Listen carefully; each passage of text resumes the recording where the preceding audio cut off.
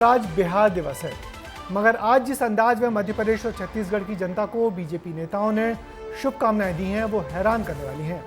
दोनों राज्यों के तकरीबन सभी बड़े शहरों में बिहार के मूल निवासियों को बड़े बड़े आयोजन कर बीजेपी के नेताओं ने बधाइयां दी। इन आयोजनों से साफ है कि बीजेपी ने इस साल के आखिर में होने वाले बिहार विधानसभा चुनाव की तैयारियां शुरू कर दी हैं। क्या कुछ हो रहा है इस रिपोर्ट में देखिए। इतिहास की बुलंदियों को संजोते हुए संघर्षों की सीढ़ियों पर चढ़कर कोई राज्य अपनी परिभाषा कैसे गढ़ता है, ये बिहार से सीखना चाहिए। यूं तो बिहार के हिस्से बहुत सी तहमतों की फहरिस्त है, लेकिन ये तारीख उन तहमतों पर तर्क वितर्क करने का नहीं, बल्कि उन तमाम जहमतों से लड़ते हुए बिहार का एक राज्य के तौर पर खुद को गढ़ने की प्रक्रिया का जश्न मनाने का है। 22 मार्च बिहार का दिन है।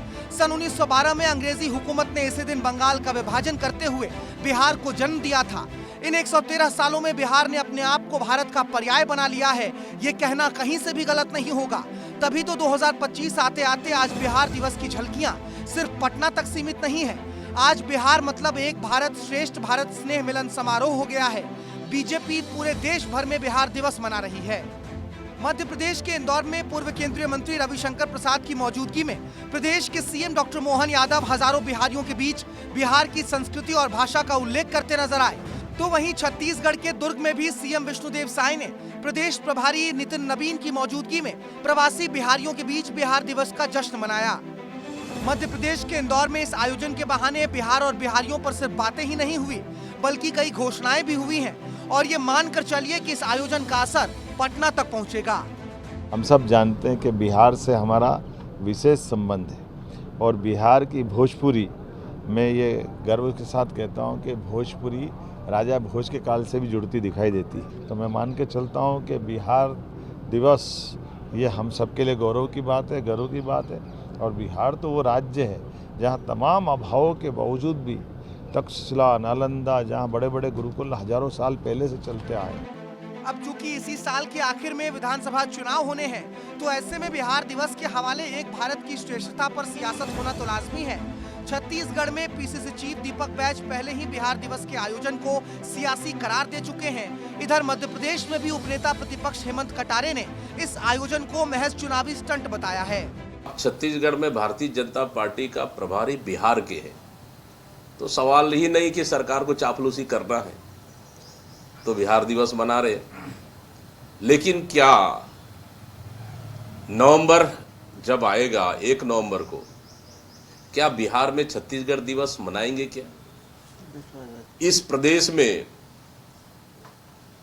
आदिवासी मुख्यमंत्री अपने आदिवासी दिवस नहीं मना पा रहे हैं और बिहार दिवस मना रहे हैं? इससे बड़ा दुर्भाग्य क्या हो सकता है? मध्य प्रदेश में जो कार्यक्रम किया जा रहा है, क्योंकि यहाँ पर बिहार के कई लोग हैं जो सम्मान से निवास करते हैं, नौकरी करते हैं या बिजनेस करते हैं, उन लोगों को इकट्ठा करके झूठे ढकोसले दिखाना, झूठे सपने दिखाना कि भाई हम ऐसा आपके लिए करेंगे, और यहाँ के माध्यम से उनको बिहार में एक मैसेज प्रोपोगेट करना है झूठा कि वो चुनाव में भारतीय जनता पार्टी के पक्ष में मतदान करें। सिर्फ इतना सा उद्देश्य है जिसके कारण ये सारे कार्यक्रम हो रहे हैं।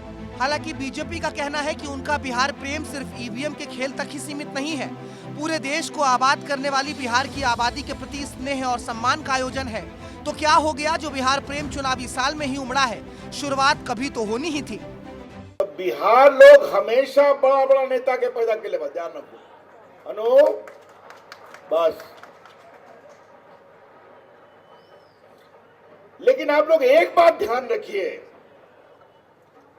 हम लोगों ने बिहार दिवस आज मनाया है, तो यहां भी मनाया है, देश भर में भी मना रहे हैं, क्योंकि नरेंद्र मोदी ने कहा हम हर प्रदेश के स्थापना दिवस को मनाएंगे, क्योंकि अगर एक भारत श्रेष्ठ भारत है तो सारा प्रदेश हमारा है, सारे प्रदेश के लोग हमारे। पूरे मध्य प्रदेश में 25 लाख से भी ज्यादा बिहारियों का आशियाना है। ऐसे में बिहार और बिहारी को समर्पित एक भारत श्रेष्ठ भारत स्नेह मिलन समारोह का आयोजन राजधानी भोपाल में भी होना है। बीजेपी प्रदेश कार्यालय में इसके लिए तैयारियां पूरी कर ली गई हैं। हालांकि इन सब के बीच असल में इंतजार किसी का है तो वो बिहार विधानसभा चुनावों का ही है। हम जानते हैं कि बीजेपी की चुनावी तैयारियां बहुत बारीक होती हैं।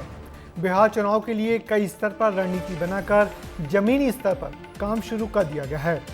बिहार दिवस का ऐसा आयोजन इसी रणनीति का एक बहुत छोटा हिस्सा है और ये आपको मानना होगा।